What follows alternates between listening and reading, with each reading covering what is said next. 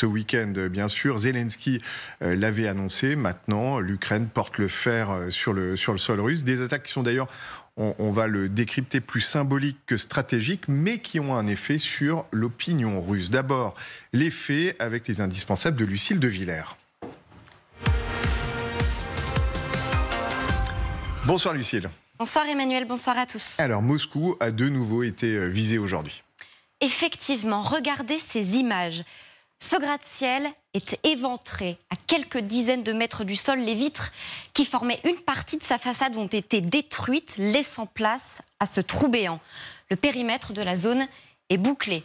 Pour Moscou, ça ne fait aucun doute, ces dégâts sont l'œuvre des drones de Kiev. Le ministère de la Défense russe affirme qu'une tentative nocturne de Kiev au moyen de véhicules aériens sans pilote a été déjouée. Tôt ce matin, des vidéos publiées par des médias russes présentent cet engin que vous allez voir fendre le ciel de Moscou comme l'un des drones neutralisés cette nuit. Visiblement, ça n'a pas suffi. Le ministère de la Défense le reconnaît à demi-mot. Le drone est alors devenu incontrôlable puis s'est abattu sur un immeuble du quartier d'affaires moscovite. Kiev, comme à son habitude lors de ce genre d'événement, ne revendique aucune frappe. Alors ce qui est troublant en revanche, c'est qu'il semblerait que ce soit le même immeuble que celui qui a été frappé ce week-end. Oui, de l'aveu du maire de Moscou lui-même. L'immeuble touché du quartier d'affaires, je cite, est le même que celui visé dans la nuit de samedi à dimanche, le même que celui visé il y a 2 jours. Donc, on parle de 7 tours. Certains observateurs affirment que des bureaux officiels russes y sont installés, dont des annexes du ministère du Développement économique, du ministère du Numérique et également du ministère de l'Industrie. On comprend donc que via ces installations, c'est le Kremlin qui est visé par ces 2 attaques successives de drones. Des drones qui, d'après certains médias russes, contenaient aujourd'hui 2 fois plus d'explosifs que lors de la première attaque. Une fois de plus, les dégâts sont matériels. Le maire de Moscou affirme que la façade a été endommagée au 21e étage. Des vitrages ont été détruits sur 150 mètres carrés. Bref, 2 attaques presque coup sur coup. C'est bien l'impact psychologique que l'on retient dans la droite ligne des mots de Volodymyr Zelensky qui affirmait il y a quelques heures que la guerre revenait en Russie. Et dans le même temps, Moscou affirme avoir déjoué d'autres attaques en périphérie de Moscou. Effectivement, le ministère de la Défense a déclaré que 2 drones ont été abattus à l'ouest de Moscou, dans ces 2 quartiers que vous allez apercevoir. Et tout cela accumulé, la menace a été jugée suffisamment importante pour que l'aéroport de Vnukovo ferme quelques heures ses portes ce matin. Autre fait troublant cette fois à l'est de la capitale, d'après le bureau du procureur de la région de Moscou, une usine de construction de pneus a pris feu. C'était en début d'après-midi. Le ministère des situations d'urgence parle de 1000 mètres carrés de terrain ravagés par les flammes, dont plusieurs hangars.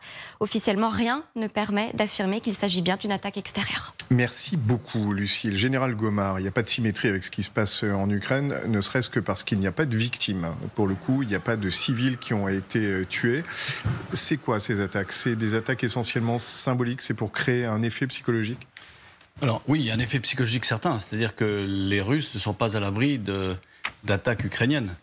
Ce qui, dans mon esprit d'ancien militaire, me paraît logique. C'est-à-dire qu'un pays vous attaque sur votre sol, vous avez tenté de lui apporter une réponse sur son sol à lui également. C'est assez symbolique parce qu'en fait, ça ne fait pas trop de dégâts. Je pense que ils ont trouvé un couloir pour leur permettre d'arriver. En fait, cette forêt d'immeubles en fait protège un peu le Kremlin parce que c'est sur l'axe du Kremlin en effet. Donc, est-ce que ce sont d'abord des drones qui sont téléopérés? C'est-à-dire qu'en fait, on a rentré des coordonnées et les drones y vont. Est-ce que ces drones tapent? Pourquoi ils tapent cet immeuble? Parce qu'il doit être sur la route peut-être pour atteindre le Kremlin, je ne sais pas. Il faudrait regarder une carte de manière précise.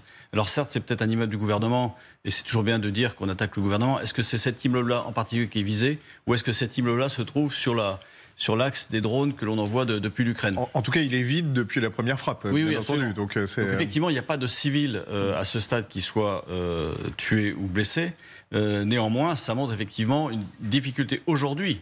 Pour les Russes, je pense qu'ils vont s'adapter à cette nouvelle menace et ils vont trouver des systèmes anti-drones pour éviter de toucher la ville. Et ils font comme les Ukrainiens, c'est-à-dire qu'ils annoncent un certain nombre de drones détruits Est-ce que c'est vrai, est-ce que c'est pas vrai, on n'en sait rien. Avant, etc. C'est possible qu'ils en détruisent un certain nombre parce qu'en fait, on le voit bien sur l'image, ça vole assez bas, donc c'est difficilement détectable, mais c'est facilement, si vous l'avez repéré, vous pouvez le détruire avec de l'armement antiaérien, basique. C'est classique. Oui. Ouais. Vera Grantseva, c'est Moscou. C'est la capitale, c'est peut-être ça qui est le plus frappant, puisque je crois que les Russes sont assez fiers du fait que Moscou, au moment des campagnes napoléoniennes, pendant la Deuxième Guerre mondiale, a toujours été un sanctuaire qui n'a pas été touché par la guerre. Là, Moscou est touché. Oui, exactement. En fait, si on calcule depuis mai 2023 jusqu'à fin juillet, il y avait 28 drones qui ont attaqué Moscou, dont 12 à apporté de dégâts en fait au bâtiment. Donc, ils ont pu cibler leur cible. Oui, effectivement, c'est de point de vue symbolique, c'est très fort. Donc, voir que Moscou n'est pas protégé malgré plusieurs attaques. Donc, le Kremlin n'arrive pas à contrer cette stratégie ukrainienne. Après, il y a bien sûr l'opinion publique. Et d'ailleurs, au début, il y avait beaucoup des inquiétudes que ces attaques peuvent tourner les Russes vers Poutine, engendrer dans eux en fait le sentiment patriotique qu'il faut se lever tous ensemble et protéger la Russie. Et moi, je constate depuis mai que c'est pas du tout la réaction des Russes. Je vois deux tendances. La première, c'est bien sûr la critique des autorités russes. Donc les Russes commencent à se demander pourquoi, malgré... On n'est pas protégé. Voilà, pourquoi malgré tous les financements qui étaient accordés au ministère de la Défense, pourquoi tous les budgets qui étaient en fait donnés au gouvernement, il n'y a pas de vrai système de défense. Et deuxième stratégie, elle se manifeste dans les autres en fait sujets au sein de la société russe, c'est l'adaptation. En fait, j'ai vu les réactions des gens qui habitent dans ces quartiers, parce que c'est pas que le quartier d'affaires qui ressemble un peu à la Défense. Il y a aussi les immeubles de luxe où il y a les gens qui habitent. Leur réaction, c'était bon, il faut déménager. Je pensais toujours qu'il fallait déménager d'ici. J'ai jamais aimé ce quartier. Il faut m'adapter. Les gens s'adaptent et c'est ça un peu la stratégie du peuple qui est sous un régime autoritaire, qui est soumis à la propagande. Ils savent qu'ils peuvent rien changer.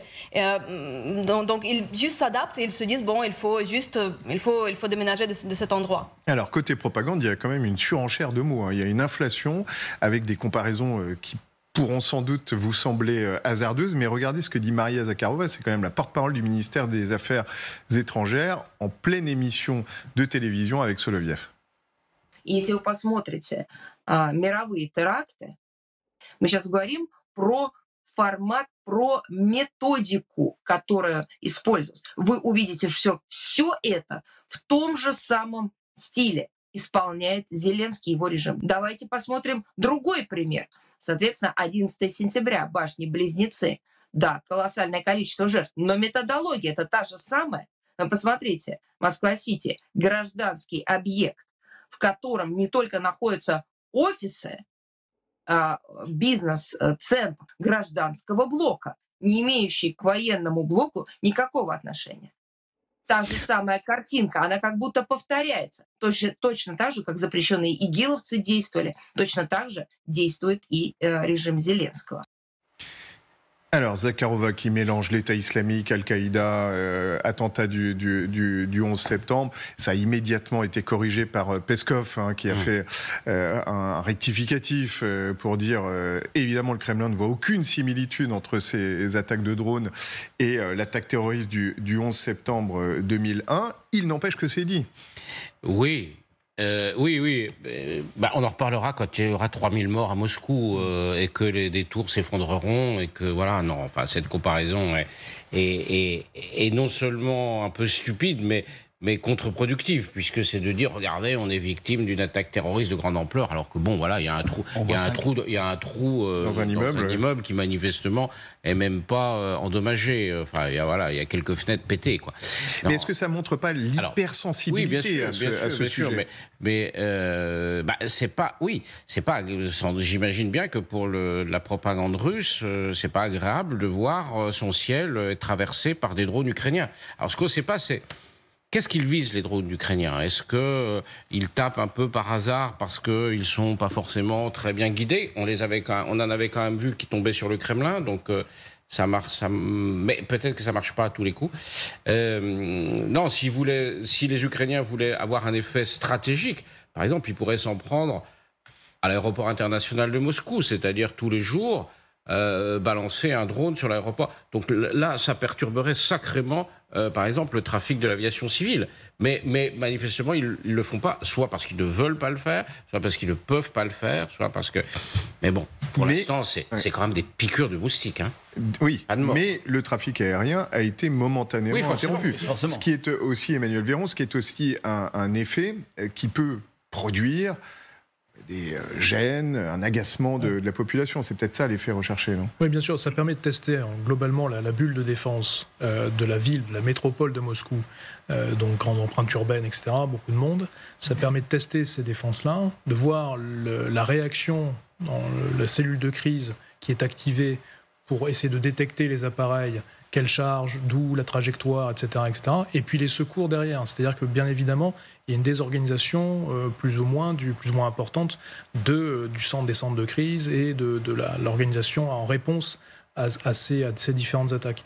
Et l'autre point, et je mets là une hypothèse, je vous soumets une hypothèse, c'est probablement que ces différentes cibles, les quelques ministères depuis ces quelques jours, préalablement, effectivement, Jean-Dominique Merchel rappelait le Kremlin, ou des sites régaliens, sont probablement pas des cibles au hasard, puisque ce sont des buildings, des bâtiments bien identifiés, avec tel ou tel drone, on ne sait pas combien, avec quoi comme charge, etc., s'ils ont été en partie interceptés ou pas, sont probablement une des hypothèses de travail qui permettrait d'identifier qui est l'auteur et d'où vient et d'où partent les drones. Est-ce qu'ils partent d'Ukraine, est-ce qu'ils partent du territoire russe? Ce que je veux dire par là, c'est que cibler ce type de ministère, de l'industrie, de la communication, etc., qui a priori ne sont pas des sites régaliens, c'est pas le siège du FSB, c'est pas le siège du GRU, etc., montre qu'il y a là une cible de ligne du pouvoir au sein du Kremlin, au sein de Moscou, à travers des oligarques, à travers des gens à la tête de ministères qui ont plus ou moins de poids dans l'articulation globale qu'on décrit souvent sur ce plateau entre les services spéciaux, le politique pur, administration et les oligarques. Il y a peut-être des éléments de réponse ici. Et donc, dans la suite des prochaines frappes qu'il y aura, manifestement dans les prochaines heures, les prochains jours, sur Moscou, qui est éminemment un symbole très très fort, puisque des missiles, finalement, les drones rentrent bien, on aura la suite de ces probablement hypothèses qui permettent d'identifier les cibles et lignes de force visées par soit des Ukrainiens, soit par des Russes sur le territoire russe. Oui, c'est montrer aussi peut-être que le pouvoir est vulnérable à travers ça. Oui, c'est l'occasion. En fait, c'est assez fort, c'est de montrer qu'effectivement, ils peuvent atteindre Moscou. Alors, pour l'instant, ce sont, comme dit Jean-Dominique Merchet, des piqûres de moustiques, ou comme vous l'avez dit vous-même. Mais ça n'est pas plus. Est-ce que demain, ils sont capables de faire plus? Sans doute. Mais sans doute aussi que les Russes arriveront sans doute à mieux se protéger face à ce type de menace. Vous savez, c'est toujours... ces deux armées ont nettement évolué depuis le 24 février 2022. C'est-à-dire que les Ukrainiens ont évolué et les Russes ont évolué également. Puisque se sont aguerris, ils ont acquis de nouveaux équipements, ils ont adapté leur méthode de combat. Donc on voit bien que petit à petit, la manière de faire la guerre évolue. Il faut insister juste sur un point, c'est que manifestement, les Ukrainiens utilisent uniquement de la technologie ukrainienne pour faire ces frappes, parce que les Occidentaux ne veulent pas que leurs missiles, qui feraient très très mal, hein, on serait capable de mettre des salves de missiles de croisière sur Moscou, ça passerait et ça ferait sans doute beaucoup plus de dégâts que ça. Mais ça, c'est interdit par les Occidentaux. Les Occidentaux disent non, vous touchez pas à la Russie avec les armements qu'on vous donne. Donc ils bricolent des choses, sont manifestement en train de monter en niveau, puisqu'ils font aujourd'hui des frappes qu'on peut qualifier de stratégiques. Mais ça reste quand même effectivement assez modeste. Alors jusqu'à quand? Parce que Vera Grantseva, on voit, il y a un glissement aussi dans la doctrine, en tout cas de revendication. Il y a quelques semaines, quelques mois, chaque action sur le territoire russe n'était pas revendiquée. Il y avait une forme de silence ou de pudeur. Aujourd'hui, Zelensky l'a énoncé très clairement hier en disant la guerre est de retour sur le sol russe. Oui, effectivement, depuis quelque temps, les Ukrainiens revendiquent plus et plus ouvertement, finalement, les attaques qu'ils mènent sur le sol russe. C'était aussi en Crimée. On se rappelle qu'ils ont avoué, ils ont reconnu leur participation dans cette attaque, aussi par rapport à Moscou. À mon avis, c'est aussi important pour la communication de Zelensky, parce qu'il s'adresse aussi à sa population. Il veut leur montrer qu'il y a les attaques qui sont menées, pas contre eux, mais aussi contre les moscovites, qui, avant, en fait, vivaient la vie tranquille, normale, etc. Et ils testent les réactions du pouvoir russe, non? De voir si... Il vise aussi les élites, parce que, à mon avis, peut-être quand même les ministères qui étaient visés, de l'économie et de développement digital, c'était pas par hasard, parce que quand même, tous les ministères aujourd'hui dans le gouvernement, ils participent dans cette guerre. Le fait que le ministère de l'économie arrive à gérer l'économie russe, ça aussi aide Poutine. Le ministère du digital aussi peut chercher les technologies qu'il faut pour l'armée. Donc tous ces ministères, ils sont impliqués dans la guerre, et ça peut aussi être un signal pour déjà engendrer la peur parmi ces fonctionnaires, mais aussi déstabiliser leur travail. Je sais que depuis ces attaques, les fonctionnaires qui travaillent à Moscow City, ils ne veulent plus y aller, en fait. Ils refusent d'organiser là-bas les réunions. Donc ça déstabilise, peut-être au court terme pour l'instant, mais quand même ça déstabilise le travail du gouvernement en Russie. Oui, Emmanuel Véron, peut-être une façon de profiter d'un moment de faiblesse que l'on commente sur ce plateau depuis le 24 juin, où on a vu un Vladimir Poutine qui semblait impuissant à réagir à la rébellion de Prigojine. Oui, c'est clairement dans la frappe symbolique de la capitale, du centre du pouvoir, un coup politique. Le symbole est bien évidemment aussi sur du politique. Et je reviens sur l'histoire des cibles qui ne sont pas au hasard. Je pense précisément, chacune de ces cibles est un choix délibéré, pensé, anticipé, réfléchi, qui a tout sauf lieu de hasard. Tout en regardant la réalité de ces frappes, c'est de la symétrie pure. Donc ça, c'est intéressant, comme le dit le président Zelensky, que la guerre revient en Russie, se réinvite sur le territoire russe pour la population russe. C'est en cela aussi qu'il y a cette volonté d'arrimer la population russe à la réalité de la guerre voisine, et non pas dans la vie insouciante, a priori, qui nous est décrite régulièrement à Moscou, avec des frappes très asymétriques, c'est-à-dire des moyens finalement relativement réduits, mais qui ont une portée symbolique et politique qui dépasse le coût initial de l'opération, si je puis dire. Oui, et en tout cas, viser en filigrane, c'est, comme toujours, Vladimir Poutine. Écoutez la toute dernière interview du président Zelensky, elle est particulièrement intéressante de ce point de vue-là. Він не витримає, 30 років його не буде, він помре, це зрозуміло абсолютно. Але і 10 років він не витримав. Він не та фігура вже. Всі їх дії на полі бою говорять про те, що на сьогодні Росія не спроможна окупувати Україну повністю і знищити нас. Général Gomard, il veut montrer l'image d'un Poutine affaibli. Il y a aussi une notion de guerre informationnelle à un moment où ça n'avance pas vraiment sur le terrain. Ah, bien sûr. En fait, on est dans la propagande de part et d'autre. Et je l'ai répété souvent, c'est que la phrase de Churchill selon laquelle à la guerre la vérité est si précieuse qu'elle doit être cachée derrière un rempart de mensonges. Donc oui, c'est de la... On explique ce qu'est l'autre. Il accuse Poutine de faiblir, ce qui n'est pas forcément très sûr. Aujourd'hui, on voit que la Russie tient. La Russie, en dépit des sanctions, continue de fonctionner. Elle reçoit sans doute moins qu'avant, mais des chefs d'État étrangers. Donc, en fait, oui, il y a également un discours vis-à-vis de la population ukrainienne, mais également vis-à-vis de l'Occident, pour expliquer qui est Poutine et qu'il est en train de faiblir. Et donc, il ne faut pas relâcher le soutien occidental à l'Ukraine. Il ne faut pas que la population ukrainienne relâche aussi sa volonté de vaincre la Russie. C'est ça son discours, en fait. Oui. Pour conclure là-dessus, Jean-Dominique Merchet, les drones occupent aussi l'espace informationnel, ils occupent les esprits. On est beaucoup moins focalisé peut-être sur ce qui se passe sur le terrain. Oui, c'est une manière un peu sans doute de détourner l'attention. C'est vrai que Volodymyr Zelensky s'adresse aussi à sa propre population.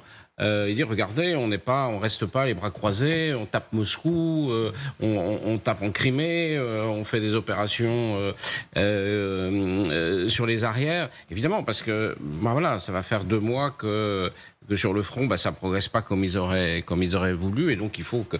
Il y a, je pense, une vraie impatience dans la population ukrainienne, et ça reste quand même un État démocratique, c'est-à-dire que On l'a vu, il y a des contestations. Il a été obligé de limoger un certain nombre de gens. Il fait de la politique tous les jours pour se maintenir au pouvoir. Parce que, certes, il jouit d'une popularité extraordinaire. Christophe citait Churchill. Il ne faut jamais oublier que Churchill a fait de la politique pendant toute la guerre. Dès que la guerre s'est arrêtée, il était battu aux élections. Voilà. Comme De Gaulle, c'est des choses... Ce sont des démocraties. C'est une démocratie. Pas forcément... C'est pas la Suisse, hein, mais c'est quand même une démocratie. Et il parle aussi à ses alliés, bien entendu,